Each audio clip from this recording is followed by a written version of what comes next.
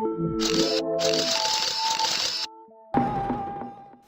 my name is Emily Young. I am 20 years old, based in Southampton, and I go to Southampton Solent University and I study music journalism.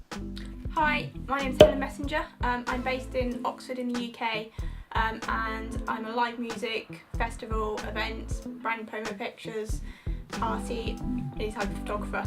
Hi, my name's Phoebe Lauren. I'm a live music and portrait photographer from Southampton and Cornwall. I got into music photography by getting involved with the third year projects at my university. I signed up to do some photography with the help of some of the students, and I got into a few gigs, got some photo passes, and yeah, that's kind of where it all started. Music photography, first time I took a photo of a band was just off my phone at a festival. Boy, main stage in the daytime, went, oh, that looks quite good, I quite like that, and I want to do a bit more of that, not realising obviously how difficult it's going to be in a normal venue. Then started taking just a really basic compact DSLR and 50mm lens to gigs, just to local gigs, anywhere that they'd let you in camera. We're at a photo pass, usually we're at a photo pit, and just shot as many different music events as I could. I also took a camera with me when I went to 2000 Trees Festival, because they just let you take a camera in, and I stood around at the barrier, got myself to the front and just took lots of photos of bands, and then started putting them up on Twitter, Facebook, tagging the bands. A few of the bands liked the photos, put them up themselves. I think Awesome Drugs were one of the first ones to do that, so thanks guys.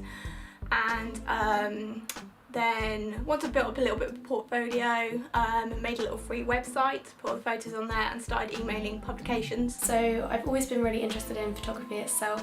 I used to do a lot of people photography and landscapes. Being from Cornwall, that's kind of all I had access to really. We don't really have much of a live music scene, so it's only recently, 2015, that I got into it.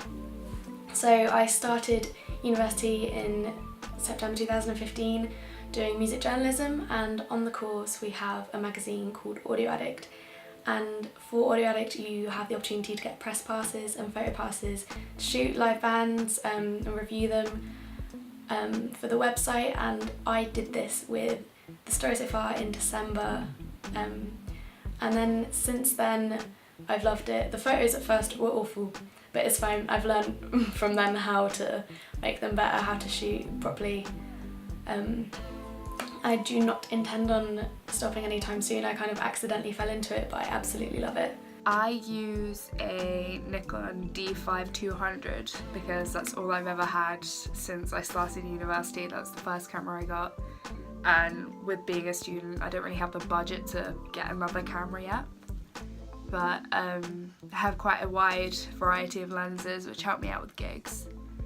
But I think gear doesn't really matter when it comes to photography, it's just what you do with it. So if you can manage to make some great images out of it, then it doesn't really matter what you're using. I used to use my Canon 1000D with my kit lens.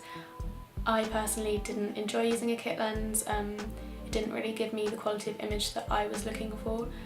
Some people love it, but I personally do not. But I would recommend Canon 50mm 1.8, which is great. It does the job. It's super cheap. I still use mine now. Currently I shoot on my Canon 60 with my Sigma Art 35 1.4, and I love that. I have been using that for the last few months of shooting. But yeah, I still use my 50, really good quality lens, which I would recommend that. I shoot currently on a Canon 60, which is a full frame DSLR. And I've still got my old 100D, which when I started out on, I use that as a second body sometimes, if I need two cameras, or I borrow someone's, because yeah, that can be really useful just having two, but at the moment just 160. Great little camera.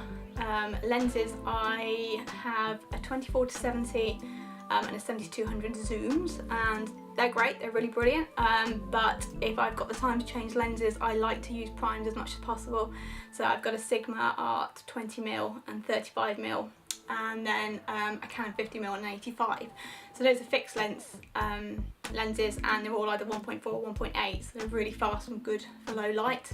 and I just really like the photos I take with primes much more than zooms. I think having that fixed focal length makes me think about composition, makes me think about what I'm actually shooting. I think I get a little bit lazy with a zoom. As for advice, I would say in this industry you really need to connect with people and work on your networking, because you never know if the lighting person or the stage tech or someone behind the bar could be the person to get you another job down the line.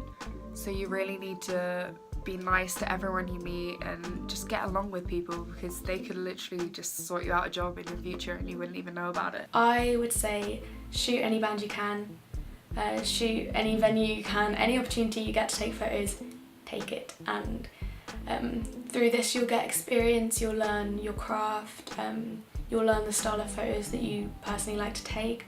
I know for myself it took me a little while to work out the kind of my style of photography for live music. It's very different to taking portraits. Be nice and polite in the photo pit, say hi to other photographers, don't get in their way,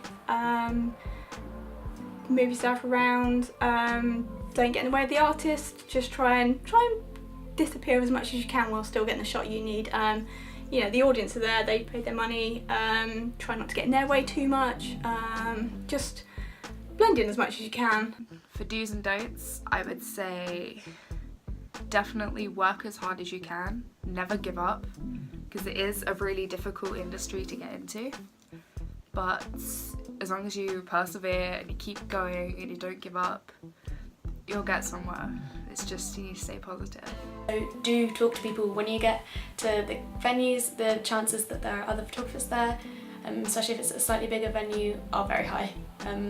You're probably not going to be the only one there, and the best way to sort of get into the community, into taking live music photos, is to talk to other photographers, link with them on Instagram, Facebook, things like that, and then you'll get to know them, and then when you go to shoot other shows you'll see them again, and it kind of becomes more of a community, and it makes it a lot more enjoyable as well, especially if you go to shoot shows on your own, because you already know that there's going to be other people there doing the same thing that you love. And it kind of gives you that common ground. Don't be intimidated by the other photographers. This is a massive one, because it can be so intimidating, especially when you're first starting out, to see these other people with big cameras, or they look like they know what they're doing. They probably do, but you know. But the reality is they've been doing this longer than you. And that doesn't mean that you're not going to be like that in a couple of years, a couple of months, depending on how long you've been doing it or how much experience you have. You can get there too, because no one goes into live music photography as a professional. You've got to start somewhere, so don't be intimidated. Just talk to them again, like you can get advice from them. Use your intimidation as inspiration. And that sounds very cheesy, but that's kind of what you need to do, and then you can ask them advice if you have any questions, because they've been doing it for a long time, so they'll know a lot of the answers through trial and error. I'd probably say do something similar to what I did. Pick yourself up a cheap secondhand DSLR, or maybe mirrorless, a little 50mm prime lens, because even though it's a fixed lens, it's nice and cheap. You can get them secondhand for about 120 quid. And it'll take some lovely photos, and it will cope with all the difficult lighting and all the dark venues, especially when you're starting out. You tend to be in smaller, darker venues, so something that can cope with dark light is brilliant, and just get out there and shoot stuff. So I end up shooting all sorts of sizes of venues. It might be an arena one day, in a pub basement next, because I still really like doing really small gigs. Different challenges with different ones. If you're in a big arena or you're just in a larger venue with a photo pit, it's good because you haven't got to worry about getting through the crowd and getting room. You know, you've got your space to shoot, but you've usually only got 3 songs unless you're working for the band or the venue. So you're restricted to those first 3 songs. They're not usually the most exciting songs. You might miss something big and great happening at the end, which is a bit annoying, but that's the way it goes. Whereas if you're shooting a smaller one, you might have to fight your way through the crowd, you might have to try and hold your space at the front, you might have someone landing on top of your head as they crowd surf over.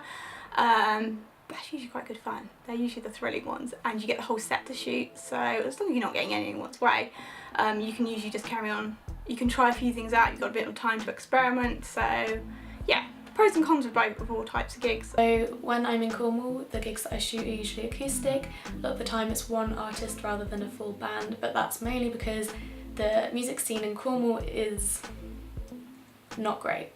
But when I'm here, a lot of it is more rock, bigger bands with bigger production. Yeah, a lot of it's a lot heavier than in Cornwall. Cornwall is kind of just an acoustic guitar by the beach, that's kind of it, that's all we have. So anything and everything, really. I'm not picky when it comes to what I shoot. I just love taking live music photography, so anything I can get my hands on, perfect, love it. I would say if you want to do it, get out and start doing it. Start slowly, let it build up, ask lots of questions, follow lots of photographers. That's what I did. I just ended up on Instagram following all the photographers' work that I really liked, use them for inspiration. They're usually pretty open as well to ask questions and find out the answers. Get really used to your camera, lots and lots of practice shooting in manual, because you'll need the control to be able to cope with all the different lighting, all the different situations.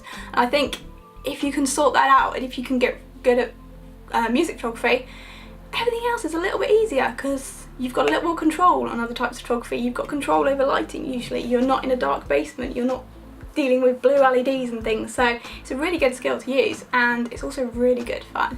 It's a great way to go and see your best band, your favourite bands, and it's just a great hobby or job or however you want it to be. I would say just keep going, don't listen to people who kind of dismiss photography as something that isn't necessarily a valid job, because it is. If it wasn't, there wouldn't be photographers. Just keep going, because even though it may seem like these professional photographers are miles away from what you're doing, it's not actually that far. You can get so much experience in a couple of months and improve your work so much that you can achieve it easy as long as you've got the passion and the drive and you love what you're doing. That's all you need.